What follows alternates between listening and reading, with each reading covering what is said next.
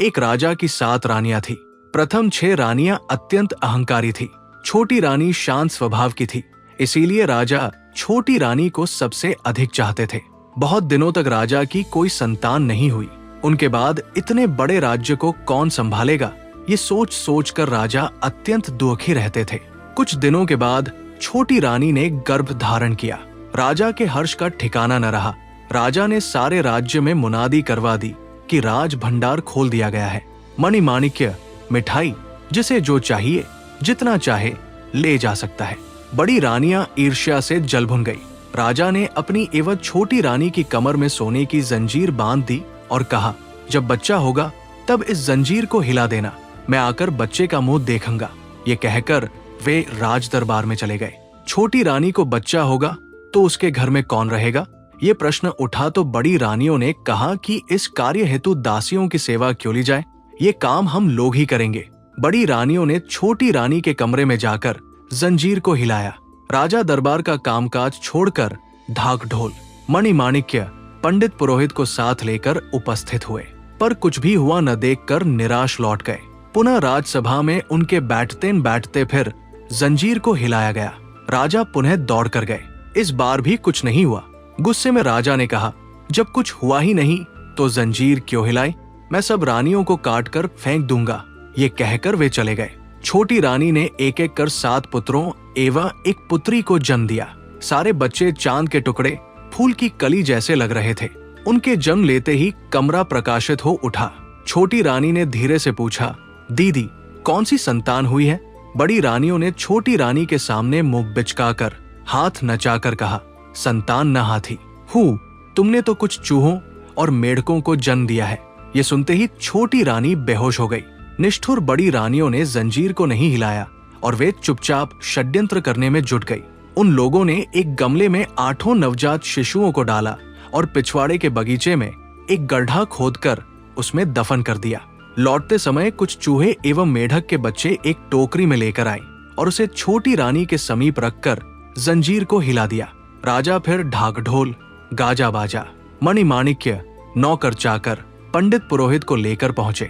बड़ी रानियों ने गमगीन होकर अपने आंसू पोंछने का अभिनय कर चूहों और मेढक के बच्चों की टोकरी को राजा के सामने कर दिया। उसे देखते ही राजा क्रोध से आगबबूला हो गए।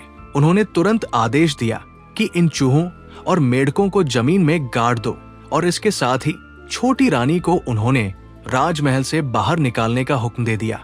बड़ी रानियों की तो खुशी का ठिकाना नहीं रहा। उनकी आंखों का कांटा सर्वदा के लिए दूर हो चुका था। छोटी रानी को तो उन लोगों ने राजा से मिलने भी नहीं दिया और उनका राजसी वस्त्र उतरवा कर उसे दासी की तरह भटकने को मजबूर कर दिया। दिन बीतने लगे। बड़ी रानियों के तो मजे हो गए, पर राजा उदास रहने लगे। उनके मन की शांति छिन गई। उन्हें किसी काम में मन नहीं लगता था। राजा के बगीचे में फूल नहीं खिलते थे। राजा ने पूजा पाठ भी करना छोड़ दिया था। एक दिन एक अद्भुत बात हुई। राजा के माली ने देखा कि बगीचे में चंपा के साथ और चमेली का एक फूल खिला है। उसने राजा को ये बात बताई। राजा ने उसे आदेश दिया, वे फूल तोड़कर लाओ, आज उन्हीं फूलों से मैं पूजा करूंगा। माली फूल तोड़ने बगीचे में गया। उसे देखते ही चमेली के फूल ने चंपा के फूलों से कहा, 7 भाई चंपा, जागो रे जागो। तभी 7 चंपा के फूलों ने एक साथ कहा, क्यों बहन चमेली, हमें क्यों बुला रही हो? चमेली बोली, राजा का माली आया है, उसे फूल तोड़ने दोगे या नहीं? देखते ही देखते चंपा के 7 फूल ऊपर उठ गए और उन्होंने एक स्वर में कहा, नहीं देंगे, नहीं देंगे फूल, और ऊपर उठेंगे। पहले आए राजा, फिर देंगे फूल। ये देख माली अवाक। उसने ऐसा चमत्कार अपने जीवन में कभी नहीं देखा था। फूल की डलिया फेंक कर वो दौड़ा दौड़ा राजा के पास गया और उन्हें सारी बातें बताई। सुनकर राजा आश्चर्यचकित रह गए। तुरंत सभी सभासदों के साथ वहां उपस्थित हुए। फूल तोड़ने राजा जैसे ही आगे बढ़े, चमेली फूल ने चंपे के फूलों से कहा, 7 भाई चंपा, जागो रे जागो। चंपा के फूलों ने पूछा, क्यों बहन, किस लिए बुला रही हो? चमेली बोली, राजा स्वयं आए हैं, उन्हें फूल तोड़ने दोगे या नहीं? चंपा के फूल और ऊपर उठ गए और एक स्वर में बोले, नहीं दूंगा, नहीं दूंगा फूल, उठूंगा और ऊपर पहले राजा की बड़ी रानी आएगी तब दूंगा फूल। ये कहकर चंपा के फूल और ऊपर उठ गए। राजा ने बड़ी रानी को बुलवाया। बड़ी रानी शंख बजाती हुई फूल तोड़ने के लिए आगे बढ़ी। उन्हें देख चंपा के फूलों ने कहा, नहीं दूंगा, नहीं दूंगा फूल, उठूंगा और ऊपर। पहले आए मंजली रानी, फिर दूंगा फूल। राजा ने मझली रानी को बुलवाया, फिर एक एक कर सारी रानियां आई, परंतु फूल ऊपर उठते गए।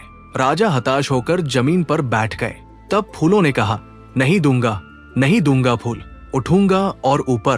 पहले राजा की छोटी रानी आएगी, तब दूंगा फूल। लेकिन छोटी रानी है कहा।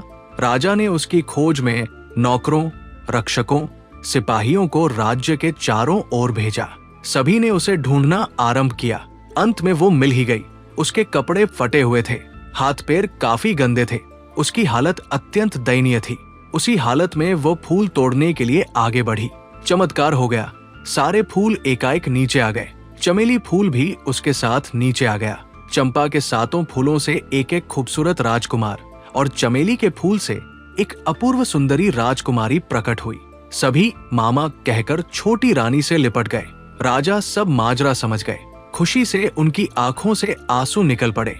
उन्होंने तुरंत सभी बड़ी रानियों को कांटे के ऊपर लिटाकर जमीन में गाड़ देने का आदेश दिया एवं छोटी रानी, 7 राजकुमार और राजकुमारी के साथ राजभवन में आए। राजभवन में आनंद एवं उल्लास छा गया।